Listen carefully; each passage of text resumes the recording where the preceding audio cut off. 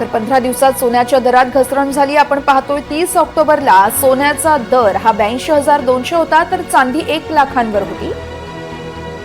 तीच 1 नोव्हेंबरला 79,400 रुपये सोनं झालं. त्यानंतर चांदी ही 96,500 रुपयांवर आली. 5 नोव्हेंबरचे जर आपण दर पाहिले तर सोनं 78,900, चांदी 95,500 रुपये. 11 नोव्हेंबरला सोन्याचा दर 77,300 रुपये, तर चांदीचा दर हा 91,800 रुपये इतका झाला. तर 12 नोव्हेंबरचा सोने चांदीचा दर आपण बघितला तर 75,800 न सोनं आणि 90,500 रुपयांनी चांदी झाली.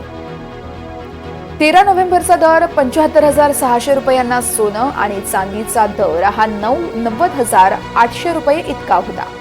तर 14 नोव्हेंबरचे दर आपण पाहतोय सोन्याचा दर 74,500 रुपये आणि चांदीचा दर 89,000 इतका होता.